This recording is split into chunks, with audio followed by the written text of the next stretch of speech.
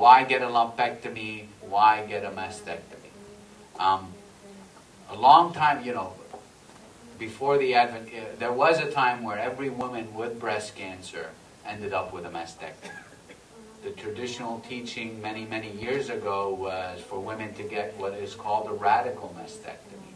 So 50 years ago, patients used to have incisions from up here, where the collarbone is, all the way down to the abdomen.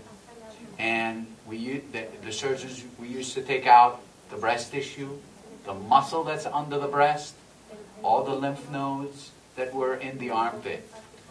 And it was a complicated surgery. The patients had a really hard time recovering from this. They were impacted. They didn't, you were all hollowed out. It was not a very nice surgery to go through. But we realized that it wasn't necessary in order to help these patients. The next step was realizing that you didn't have to take all of the muscle. You could just take the breast tissue and that should be fine. So they modified this mastectomy to what was then thought to be what we call a modified radical mastectomy, where you just take the skin, the nipple, and the breast tissue under it. Okay? And then the lymph nodes that are under the armpit. A lot of the time, we started looking at these mastectomy specimens and realizing that these breast cancers were really very small. You had cancers that were about this big in women that had otherwise normal breasts that were much, much larger. And we started saying, so, at that point, reconstruction was not so popular. We did not have the modern techniques. We left a lot of women with bare chests for cancers that are really very small. And we started asking ourselves, so is it really necessary to scar these women so much for such small cancers? Is there a better way? Could we just maybe carve things around the cancer, make sure that we take a cancer and the edges are all clean, and could that be enough? So that's what's called the lumpectomy, where you just take the cancer and a rim of normal tissue around it and see if that's enough to treat the cancer. Now, we found out that actually if you did that, the cancer was more likely to come back in that same breast. But if you added radiation after that lumpectomy, you could prevent that from happening. And actually, when people started looking at a mastectomy or a lumpectomy with radiation, they found out that women were just as likely to be alive 10, 15, 20, 30 years later from breast cancer, whether or not they had a lumpectomy or not. Now, not that all women can get a lumpectomy. There are women where you cannot do a lumpectomy. These are typically women who have many areas in the breast that have breast cancer. So if you have a breast cancer that's in multiple areas of the breast, you can't, keep just taking pieces out of the breast and, not end up with something that looks like a Swiss cheese. So that's not going to give you a good result. If you've tried to take the breast cancer and you can't really get clean edges, you have to be able to make sure you get all the way around the cancer. If you can't get those clean edges, then that's not a good idea to do a lumpectomy. Can you actually see when you're doing the surgery? You can. The only way you can determine whether the edge is clean is to have the pathologist under the microscope. That's why women who have a lumpectomy may end up having to have 1, 2, sometimes 3 surgeries to get clean edges. Can I ask another question?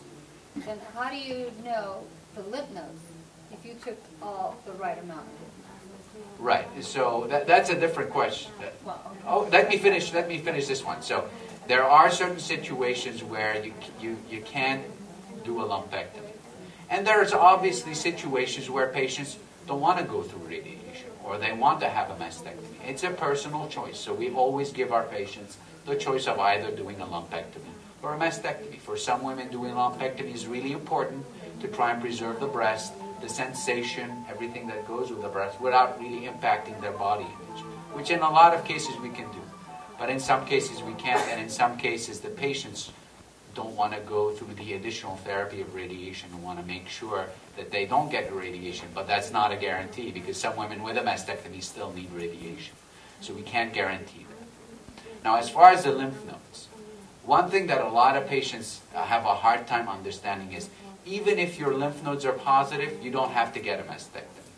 They're 2 separate surgeries. The surgery for the breast cancer and the surgery to see if the cancer's gone into the lymph nodes. So even if you have cancer in the lymph nodes, you can still get a lumpectomy.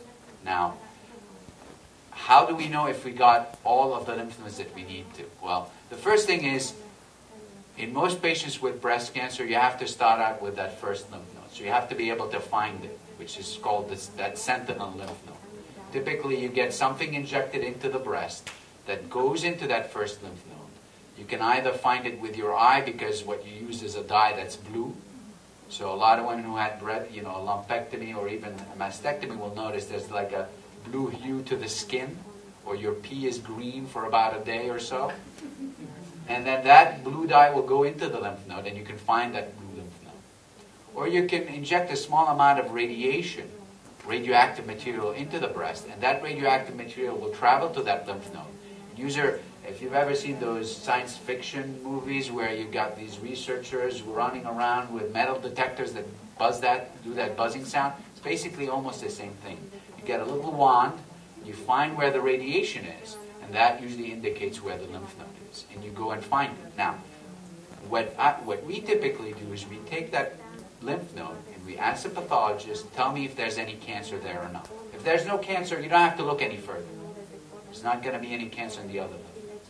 Now, if there is some cancer, that's a situation where you typically have to take the more lymph nodes out. Now, how many lymph nodes? That usually is dictated by the area of the area under the armpit that actually drains the breast. And the way we do that is by following what we call boundaries. The area of lymph nodes that drains the breast, we've sort of tried to describe anatomically. So when we do surgery to remove the remainder of the lymph nodes, we will try and follow those boundaries to make sure that we've included those lymph nodes that actually drain the breast. That's what you probably will hear from your surgeon. I took what's called level 1, level 2 lymph nodes. It's just a description of the lymph nodes that drain the breast. And we follow sort of a very specific recipe to actually remove the lymph nodes that are in that area. Okay.